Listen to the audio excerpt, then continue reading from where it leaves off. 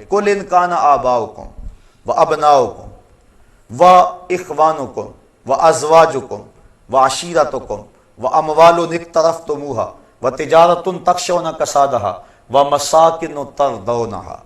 तुम्हारे माँ बाप, तुम्हारे बेटे, तुम्हारे भाई, तुम्हारी बीवियाँ, तुम्हारे माल, तुम्हारी तजारत, तुम्हारे पसंदीदा बंगले और तुम्हारे कबीले, ये 8 चीज़ें अहब्बा इलैकुम, तुम्हें ज़्यादा महबूब हैं, मिनल्लाहि व रसूलिही व जिहादिन फी सबीलिही फतरब्बसू हत्ता याती अल्लाहु बिअम्रे। अगर अल्लाह, उसके रसूल करीम और जिहाद फी सबीलिल्लाह से तुम्हें ये 8 चीज़ें ज़्यादा महबूब हैं, तो फिर फरमाया अल्लाह के अजाब का इंतज़ार करो। और अल्लाह फासिकों को हिदायत नहीं दिया करता।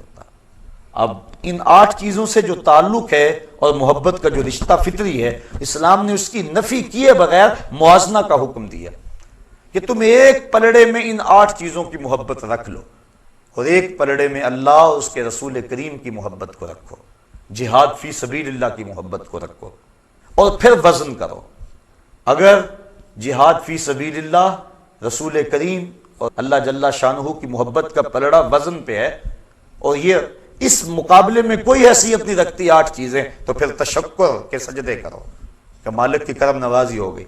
लेकिन अगर ये चीज़ें आगे हों और अल्लाह, उसके रसूल और जिहाद फी सबीलिल्लाह ये पीछे चले जाएं, तो फिर अल्लाह फरमाता है मेरे अजाब का इंतज़ार करो।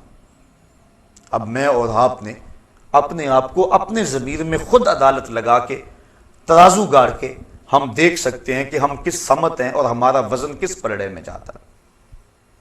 जुबान से दावा कर लेना, कह लेना, ये आसान काम है, लेकिन जब कभी इंसान को आजमाइश का मौका इंसान पर आए, उस वक्त उसकी परख होती है। इकबाल कहता है, जहां में तू किसी दीवार से न टकराया, किसे खबर के तू संगे खारा है या कि जुज्जाज। जब तक तू दीवार से नहीं टकराएगा, कैसे पता चलेगा कि तू सख्त पत्थर है या कि शीशा है।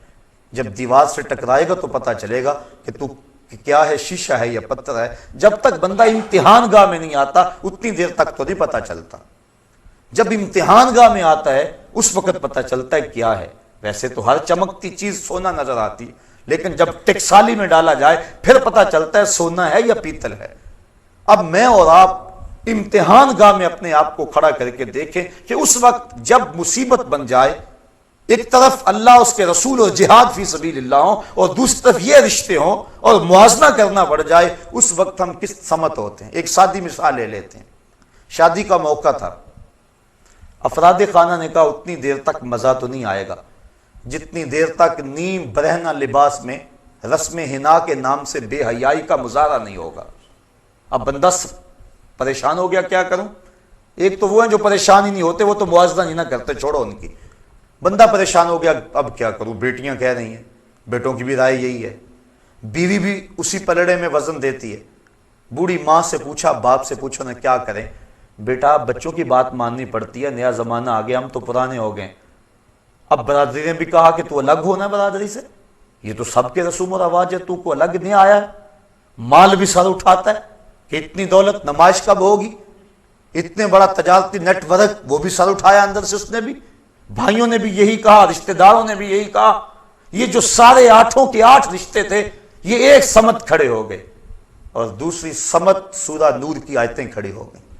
खबरदार, अगर औरत घर की दहलीज में इतने जोर से कदम रखे कि उसके पांव में पड़े हुए पाजेब की छनकार बाहर गली में गुजरते हुए गैर मर्द के कानों तक पहुंचे, शरीयत ने इस पर भी कदगन लगा दी।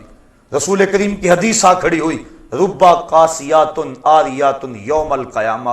बहुत सारी औरतें जो लिबास पहनती थी, लेकिन क़यामत के दिन बरहना उठाई जाएंगी, क्योंकि उनका लिबास उनके आज़ा का सातिर नहीं होगा, बल्कि उनके आज़ा की निमाइश का सबब होगा। क़यामत के दिन उनको बरहना उठाया जाएगा। ये सारे हुक्म एक समझ और ये सारे रिश्ते एक तरफ। अब बंदा दरमियान में खड़ा है।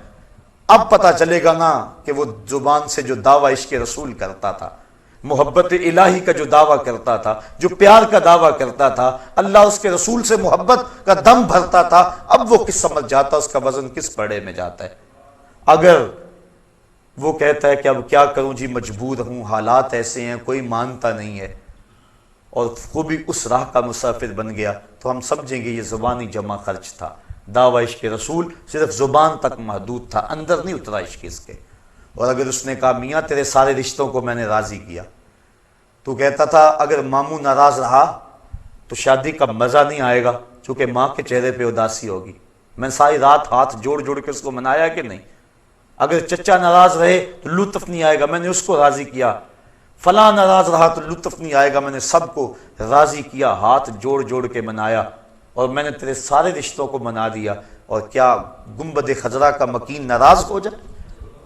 بھلا ہو سکتا ہے کہ میں شادی میں حضور کو ناراض کر لوں، اللہ اس کے رسول کو ناراض کر لوں؟ تو یہ کبھی نہیں ہو سکتا. وہ ڈٹ کے کھڑا ہو گیا. جب یہ ڈٹ کے کھڑا ہو گیا اللہ کے فرشتے بھی نازل ہوئے اور اس پر مدد ہوئی، اور یہ سارے پلٹ کے اس کی سمت آ گئے. اس کو سرخروئی بھی ملی، عزت بھی ملی، اور اللہ اس کے رسول کا ساتھ اور رسول کی محبت بھی نصیب ہوئی. یہ تھا اس کا امتحان. لیکن اگر اس امتحان میں وہ کامیاب اور بامراد نہ ہوا تو پھر وہ زبان سے جمع خرچ کے علاوہ کچھ نہیں تھا. 2-4 مرتبہ اس آیت کو پڑھ لیں اور اس کا ترجمہ پڑھ لیں اور اپنے کچھ ترازو میں رکھ کے تولیں کہ ہم کہاں کھڑے ہیں اور اس آیت کے تقاضے کیا ہیں.